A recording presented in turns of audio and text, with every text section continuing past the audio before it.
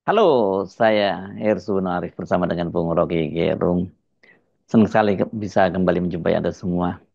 Bung Rocky, mantan Presiden Joko Widodo mengatakan akan mengambil langkah hukum kepada mereka yang terus mempersoalkan ijazahnya. Menurutnya ini sudah menjadi fitnah yang menyebar kemana-mana.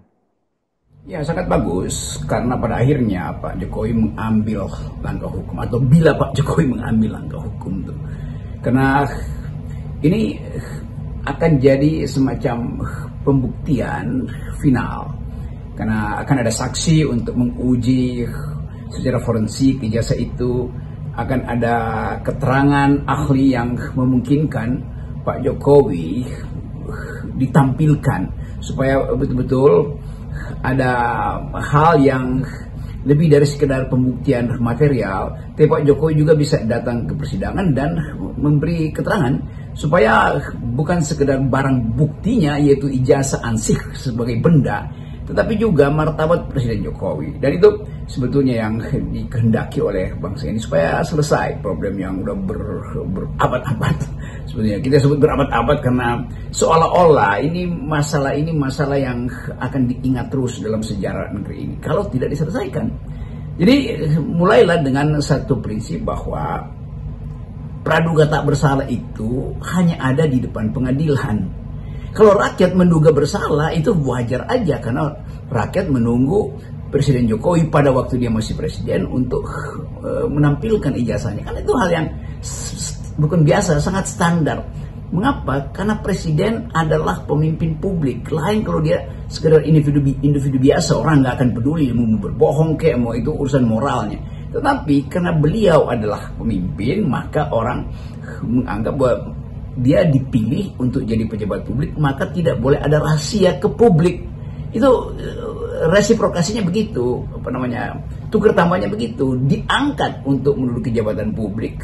Maka konsekuensinya tidak boleh bikin rahasia di depan publik. Kan itu hal yang isi dari res publika, urusan publik itu segitu dasarnya. Lain kalau beliau adalah raja, maka tubuh privatnya harus dilindungi. Tapi tubuh privat Presiden Jokowi tidak terkait dengan ijazahnya. Mengapa? Karena ijazah itu dipergunakan untuk kepentingan administrasi pendaftaran pejabat publik. Dari beliau mencalonkan diri wali kota, lalu jadi gubernur, lalu jadi presiden. Semua itu ada prosedur administrasi publik. Kalau Pak Jokowi tidak punya jabatan publik, ya ngapain Pak Jokowi ladeni permintaan itu? Toh nggak ada konsekuensinya. Ini ada konsekuensinya tuh. Tapi dengan alasan bahwa itu udah pernah dibuktikan di KPU, bahkan sampai KPU, maka dirasa sudah cukup. Justru karena ada kecurigaan, ya kembalikan aja kan tuh prosedur 2 menit. Jokowi sekarang sebagai orang biasa mengatakan, ini loh, silakan bawa semua mikroskop dan seluruh peralatan kimia untuk menguji apakah secara forensik ijazah saya palsu apa tidak. Dengan cara itu orang memuliakan kembali Presiden Jokowi bahwa oke, dia tidak berbohong dalam soal ijazah. Nah, soal kebijakan lain lagi. Ini soal yang paling primer yang akan dibicarakan bertahun-tahun ke depan bila tidak diselesaikan. UGM itu ketika bertemu dengan 3 orang alumninya, Dr. Rismon, Dr. Roy Suryo, dan Dr. Tifa menyatakan ijazah yang dipersoalkan itu di tangan Jokowi, sementara Jokowi tetap bersikeras tidak mau memperlihatkan kepada tim pembela ulama dan aktivis, kecuali katanya perintah pengadilan. Anehnya kan dia malah menunjukkannya kepada wartawan, dan keanehan lainnya juga, walaupun dia menunjukkan, tapi dia melarang itu untuk difoto, untuk diambil gambarnya. Sudah ada langkah maju, yaitu UGM pada akhirnya menerangkan bahwa ijazah asli tidak dipegang UGM. Berarti case closed soal UGM tuh. Karena UGM mengatakan ya itu silahkan cari ke Pak Jokowi. Walaupun sebetulnya ada semacam catatan administrasi yang menunjukkan bahwa yang bersangkutan lulus. Tetapi pembuktian itu kan orang mau lihat ijazahnya. Kenapa ijazahnya tuh? Ya tadi karena itu barang otentik yang pernah diperlihatkan di KPU Solo, di KPU Jakarta, lalu di KPU Nasional, kan itu intinya kan.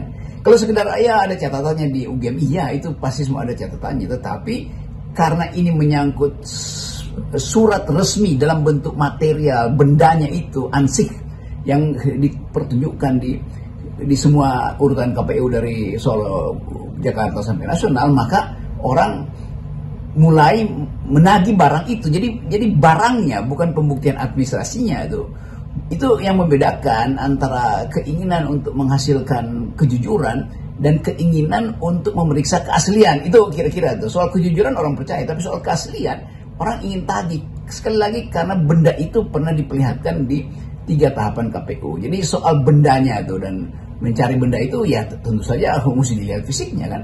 Jadi UGM udah selesai.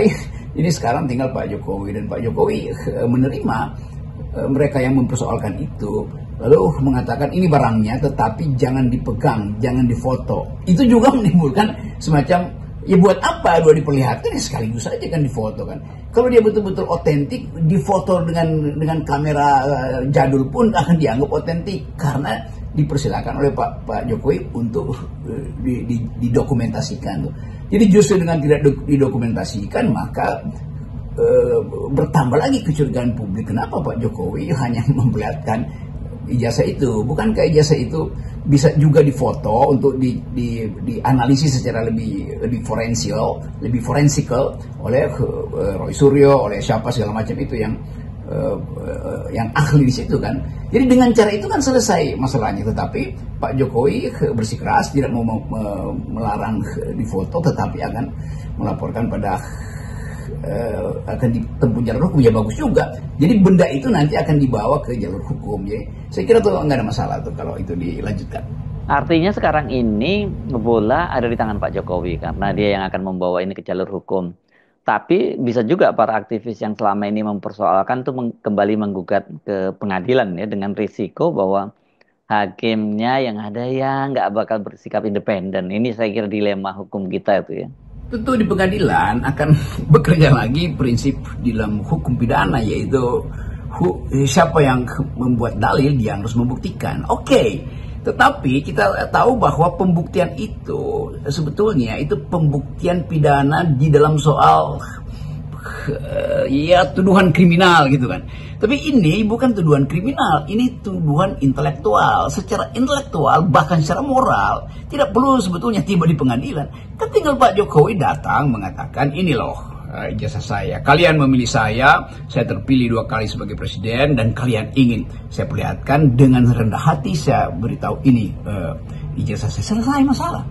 Kalau dibawa ke pengadilan, maka mereka yang menuduh mendalilkan itu harus membuktikan. Padahal ini bukan urusan, kan pengadilan itu urusan antar individu tuh, bahwa ada crime maka dilaporkan. Ini bukan soal crime, ini soal moral call untuk memperlihatkan kematangan seorang pemimpin. Sebagai seorang Nobel, seorang yang mulia itu, dia akan anggap bahwa buat apa ke pengadilan. Ini aja. Jadi sekali lagi orang mulai bertanya-tanya, kenapa harus ke pengadilan? Atau oke lah ke pengadilan, lalu orang bertanya, akan ada rekayasa enggak? Ya pasti akan ada rekayasa, tetapi kita mesti pakai prinsip hakim tentu akan pakai prinsip bukan rekayasa yang akan diterima, tetapi prinsip praduga tak bersalah tuh. Nah, hak praduga tak bersalah itu hanya ada sekali lagi di depan hukum, depan hakim. Jadi kalau mereka yang menuduh itu dianggap melakukan fitnah, nah itu salah lagi itu secara ilmu pidana, karena ini bukan fitnah personal, ini soal administrasi bernegara. Itu intinya. Jadi semua kecurigaan itu bukan fitnah. Jadi salah bila Pak Jokowi menganggap dia difitnah. Tidak. Fitnah itu antar manusia, bukan antara warga negara dengan presidennya. Bukan, itu nggak ada fitnah di situ. Di dalam antara warga negara kalau berbohong atau menunjukkan hal yang merendahkan itu dianggap fitnah. Tapi ini warga negara dengan kepala negara, nggak ada delik fitnah kepala warga negara pada kepala negara. Egy Sujana, Roy Suryo segala macam itu adalah warga negara yang menginginkan keterbukaan informasi. Jadi yang ditagih adalah informasi. Tidak ada orang yang menghina Pak Jokowi atau menganggap bahwa ini soal individual atau soal pribadi. Tidak, ini soal bernegara. Jadi sekali lagi itu deliknya akan kacau nanti. Itu artinya setiap warga negara mempersoalkan pejabat negara itu dianggap fitnah karena undang-undang ITE atau segala macam. Salah. Fitnah itu adalah dendam pribadi antar orang, bukan antara warga negara dengan kepala negara. Hubungan warga negara dan kepala negara adalah hubungan pertanggungjawaban legitimasi, begitu dalilnya tuh. Moral call itu harus ada di situ tuh. Jadi sekali lagi jangan sampai ini jadi soal Pak Jokowi melaporkan sebagai fitnah, lalu lawyer-lawyernya mencari cara supaya itu fitnah. Itu ngaco sebetulnya itu. Saya mau jadi saksi ahli di situ untuk menerangkan bahwa tidak ada fitnah antara warga negara dan kepala negara. Itu prinsipnya itu. Saya pikir Muroki sangat menarik ya kalau Pak Jokowi membawa kasus ini ke pengadilan ya. Kalau kemudian dasarnya Jokowi merasa dicemarkan nama baiknya, difitnah gitu. Ini bagaimanapun juga sekarang ini kan para hakim juga tengah dalam sorotan, banyak sekali hakim yang ditangkap karena menerima suap gitu, dan kasus ini pasti akan sangat menjadi perhatian publik, bukan hanya di domestik tetapi juga menjadi perhatian dunia internasional. Ya benar Herso, kalau pengadilan itu dibuka ini akan jadi kelas akademis lagi, akan jadi duel argumentasi. Apakah ini pidana? Apakah fitnah itu boleh diajukan antara pemilih dan yang dipilih, antara presiden dan pemilihnya? Kan itu masalahnya kan. Jadi akan jadi konyol sebetulnya. Nah, saya cuma mau ingatkan pada para lawyernya Pak Jokowi, kalian akan ada dalam jebakan intelektualitas. Jadi akan diuji pengetahuan kalian tentang apa yang disebut hubungan individual yang diatur dalam KUHP itu. Kalau tiba-tiba nanti hakim bilang ini warga negara versus kepala negara itu, gimana pidananya sih situ kan? Jadi ini soalnya tuh. Jadi forum yang disebut sebagai kasus ini nggak ada kasus pidana di situ. Nah itu kasus pidana artinya hubungan subjek dengan subjek. Ini hubungan antara warga negara dan kepala negara. Warga negara menagih informasi supaya terdapat semacam keteduhan di dalam negara. Jadi kalau dibilang bikin ribut, bikin gaduh, ya kenapa kegaduhan itu muncul? Karena kepercayaan presiden pada warga negara tidak ada. Demikian juga kepercayaan sang warga negara pada presiden makin tidak ada. Nah supaya itu terjadi saling kepercayaan, maka dibukalah itu dalam persahabatan antara warga negara yang menuntut ijazah itu dan kepala negara yang mengerti bahwa tuntutan itu tuntutan publik, bukan tuntutan personal. Ini bukan soal vendetta. Jadi saya ingin ingatkan supaya kita masuk dalam kondisi akal sehat, bahwa tidak ada dendam di situ. Ini hanyalah urusan legitimasi itu, bukan urusan legalitas. Sekali lagi harus dipastikan bahwa persoalan tentang ijazah Pak Jokowi itu terjadi karena Pak Jokowi memakai ijazah itu untuk kepentingan pemilihan wali kota, gubernur, dan presiden. Jadi ini urusan administrasi publik, itu intinya. Nah kalau orang mencurigai, maka itu artinya orang merasa bahwa ada satu proses yang mungkin tidak ditempuh secara benar tuh, yaitu KPU, mungkin KPU Solo, KPU Jakarta, atau KPU Nasional hanya melihat fotokopinya. Kan itu juga soal yang mesti diyakinkan supaya ada keyakinan moral bahwa Joko Widodo waktu mendaftar betul-betul tiba dengan kejujuran. Itu soalnya, hanya itu aja kan. Jadi ini sekali lagi jangan dipermasalahkan panjang lebar sehingga timbul kekerasan, timbul rasa benci, timbul rasa tidak percaya. Jadi biarkan persahabatan antara warga negara itu berlangsung antara Jokowi dan warga negara Indonesia yang merasa bahwa Pak Jokowi kenapa menahan ini sehingga timbul kegaduhan. Kan kalau Pak Jokowi ada moral call, ada panggilan moral, dia bilang aja ini loh, silakan kalian pakai, bahkan saya temani kalian untuk menguji itu secara forensik, bahkan secara itu. Nah itu dari situ nobleness-nya itu muncul lagi. Jadi kita balik pada prinsip bahwa yang ditagi adalah legitimasi, yang ditagi ada jangan sebut kejujuran moral, nanti problem lagi dengan situ.